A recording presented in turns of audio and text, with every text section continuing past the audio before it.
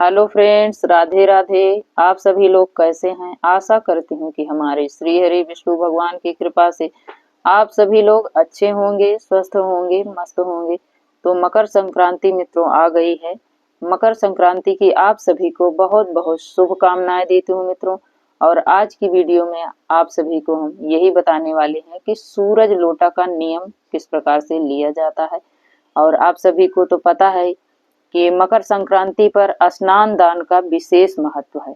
और वहीं पर संक्रांति पे कुछ लोग नियम भी लेते हैं, सूरज लोटे का या राम जी के पत्तल का, जिसको कलेवा बोलते हैं, उसका भी नियम लेते हैं। बिंदी का नियम लेते हैं, तुलसी मैया को बिंदी लगाने का। बहुत सारे नियम होते हैं। तो आज हम आप सभी को यही बताने वाले हैं, सूरज लोटा का नियम किस प्रकार से लें और इसको कितने दिन तक ये नियम को करना होता है। तो ये नियम जो होता है मित्रों, 1 साल पूरा करना होता है। इस मकर संक्रांति से लेकर 365 दिन पूरे करने होते हैं, फिर अगले मकर संक्रांति पर इसका उद्यापन किया जाता है। तो आज की वीडियो में हम पूरा डिटेल से आप सभी को समझाएंगे कि किस प्रकार से हमें नियम लेना है और किस प्रकार से हमें उद्यापन इसका करना है। तो चलिए वीडियो को शुरू करते हैं। सबसे पहले तो अब हम आप सभी को यही बताएंगे मित्रों कि सबसे पहले हमें एक सुपारी लेनी है छोटी, और उसको हम कलावे से अच्छे से लपेट देंगे। लपेटने के बाद हम थोड़ा सा चावल लेंगे, और चावल लेने के बाद वहीं पर गणेश भगवान को हम विराजमान करेंगे। थोड़े से चावल का आसन देकर हम विराजमान करेंगे। विराजमान करने के बाद अब हम जल का छींटा लगाएंगे, भगवान को स्नान कराएंगे इस प्रकार से। फिर हम इसके बाद तिलक करेंगे, रोली हो या पीला सिंदूर हो, गणेश भगवान को पीले सिंदूर या कुमकुम से तिलक किया जाता है। फिर हम इसके बाद अपने लोटे को भी इस प्रकार से तिलक कर लेंगे। और लोटे में चाहे तो आप स्वास्तिक भी बना सकते हैं, या आप 3 जगह पर उसे टीक लें। इस प्रकार 3 बार हमें टीकना है।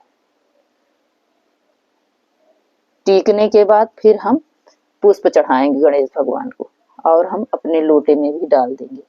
थोड़ा सा अक्षत डालेंगे, पुष्प, अक्षत, चाहे तो तिल डाल सकते हैं, और एक बतासा। आप चाहे तो वैसे भी जल चढ़ा सकते हैं, सादा भी। लेकिन जैसे हम किसी मनोकामना के लिए इसको संकल्प लेते हैं, नियम लेते हैं, तो उसके लिए हमें कुछ ना कुछ लोटे में मीठा या रोली, कुछ न कुछ चीज हमें मीठा डालकर ही इस जल को हमें सूर्य भगवान को चढ़ाना होता है। तो इस प्रकार से हम रोली भी थोड़ा सा डाल देंगे। और जल तो वैसे हम रोजाना ही चढ़ाते हैं सूर्य भगवान को। तो जैसे है कि हम बिना नियम के जल चढ़ाते हैं, तो उसमें चाहे चढ़ाएं या भूल जाए तो भी कोई बात नहीं। लेकिन जब हम नियम लेकर किसी भी चीज का पूजा करते हैं, पाठ करते हैं, तो वो हमें, यदि हम किसी मनोकामना से करते हैं, तो हमें उसमें बिल्कुल भूलना नहीं है।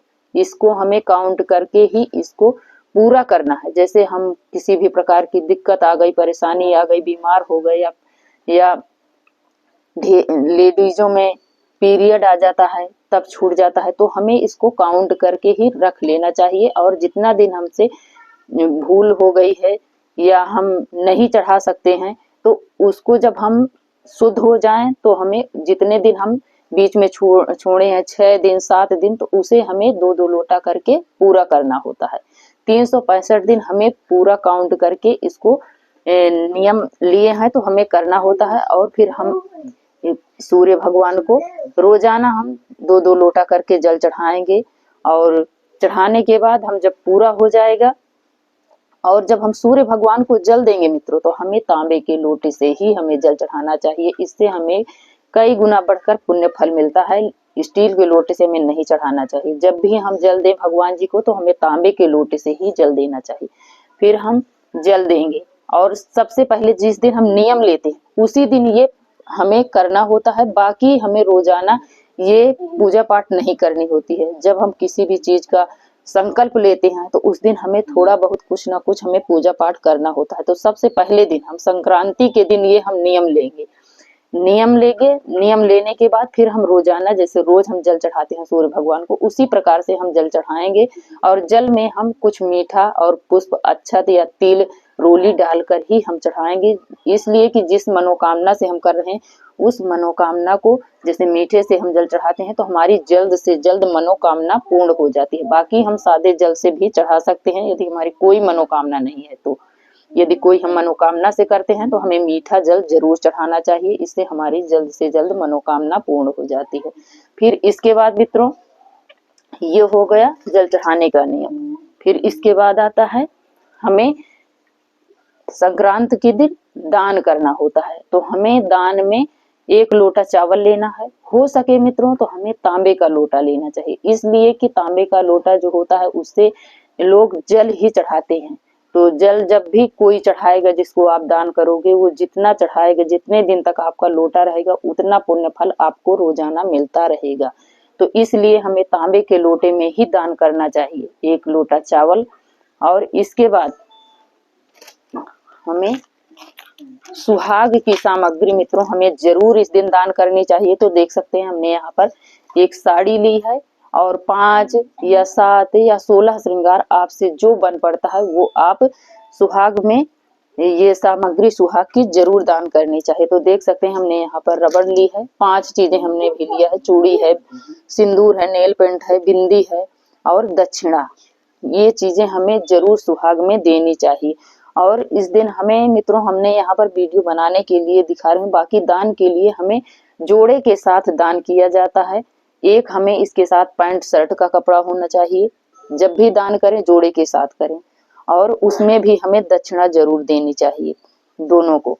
फिर इसके बाद हम कुछ न कुछ खाने की सामग्री जरूर देते हैं। इस दिन संक्रांति के दिन तिल और गुड़ का विशेष महत्व है। खिचड़ी का, मूंग की खिचड़ी, हरी वाली मूंग और चावल का विशेष महत्व बताया गया है। तो हमने यहाँ पर तिल का लड्डू लिया है, तो इसमें गुड़ और तिल मिश्रित है। और हमें इस दिन मूंगफली का दान जरूर करना चाहिए। इसमें हमें लड्डू लिया है, मूंगफली लिया है, गज्जक लिया है, देख सकते हैं आप सभी। तो ये सभी चीजें हमें संक्रांति के दिन जरूर दान करने चाहिए। तो इस प्रकार हम दान करते हैं। जब हम उद्यापन करते हैं तब ये हमें दान करना है। और संक्रांति के दिन थोड़े बहुत तो सभी लोग दान करते हैं, लेकिन जब कोई नियम लेता है तो हमें ये सभी चीजें जरूर देनी होती है। और ये जब हम उद्यापन करेंगे तो ये इतनी चीजें हमें जरूर दान करना है। और जोड़े के साथ जब भी हम करें, जोड़े के साथ एक पैंट शर्ट का कपड़ा रहेगा और उसमें भी दान करना है कुछ न कुछ सामग्री।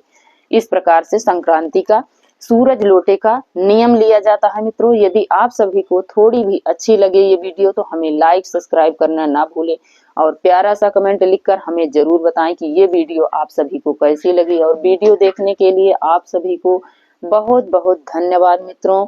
और यदि अभी तक हमारे चैनल को आप लोग नहीं लाइक किया है, सब्सक्राइब किया है, बेल आइकन को नहीं प्रेस किया है, तो आप सभी से मेरा एक रिक्वेस्ट है कि जल्द से जल्द आप लाइक करें, सब्सक्राइब करें, बेल आइकन को प्रेस कर दें, ताकि हमारे आने वाले वीडियो का नया नोटिफिकेशन आप सभी तक सबसे पहले पहुंचे। जय श्रीमन नारायण।